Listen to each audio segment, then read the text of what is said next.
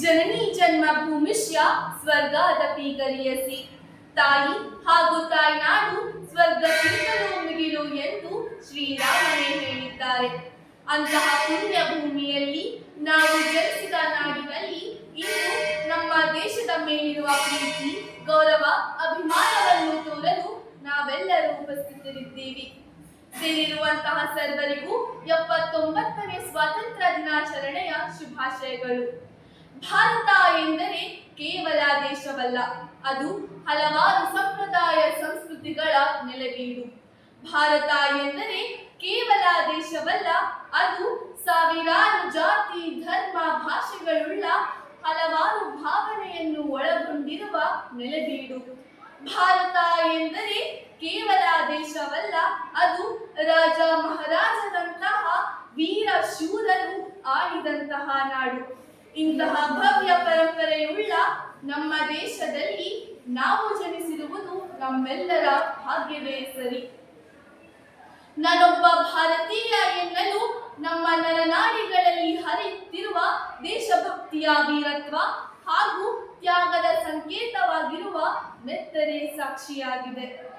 ನಮ್ಮಲ್ಲಿ ಪ್ರತಿಯೊಬ್ಬ ಭಾರತೀಯನು ತನ್ನೊಳಗಿರುವ ಭೇದ ಭಾವವನ್ನು ಮರೆತು ನಾವೆಲ್ಲ ಒಂದೇ ಎಂಬ ಒಗ್ಗಟ್ಟಿನಿಂದ ಸಂತೋಷವಾಗಿ ಬಾಳುತ್ತಿದ್ದಾನೆ.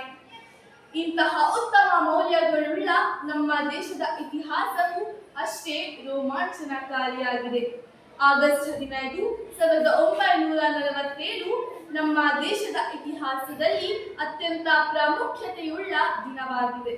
ಅದು ನಮ್ಮ ದೇಶದ ಪ್ರತಿಯೊಬ್ಬ ಪ್ರಜೆಗಳ ಸ್ವಾತಂತ್ರ್ಯದ ಕೂಗಿನ ಪ್ರತಿಫಲವಾಗಿದೆ.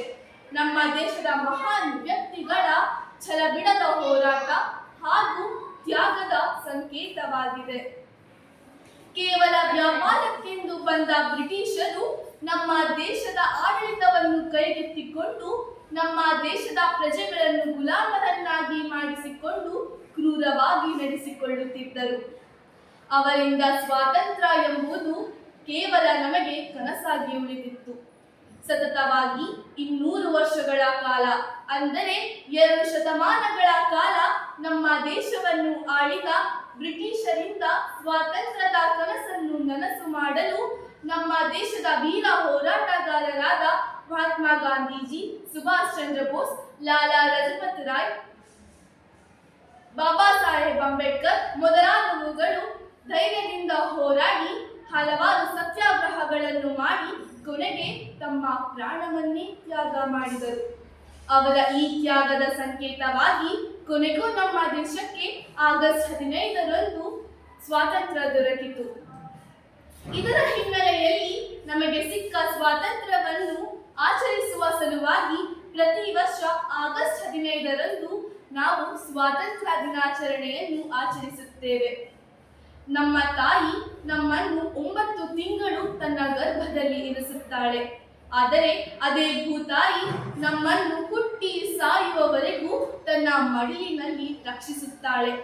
ಅಂತಹ ಪುಣ್ಯ ಭೂಮಿಗೆ ನಾವು ಯಾವಾಗಲೂ ಋಣಿಯಾಗಿರಬೇಕು ಎಂದು ಹೇಳುತ್ತಾ, ನನ್ನ ದೇಶ ನನಗೆ ಸಾಕಷ್ಟು ನೀಡಿದೆ, ಈಗ ಇದು ನಮ್ಮ ಸರದಿ, ನಾವು ನಮ್ಮ ದೇಶವನ್ನು ಅಭಿವೃದ್ಧಿಯ ಕಡೆಗೆ ಕರೆದೊಯ್ಯುವ ಹೊಣೆ ನಮ್ಮ ಮೇಲಿದೆ ಎಂದು ಹೇಳುತ್ತಾ ನನ್ನ ಮಾತಿಗೆ ವಿರಾಮ ನೀಡುತ್ತಿದ್ದೇನೆ. ಧನ್ಯವಾದಗಳು.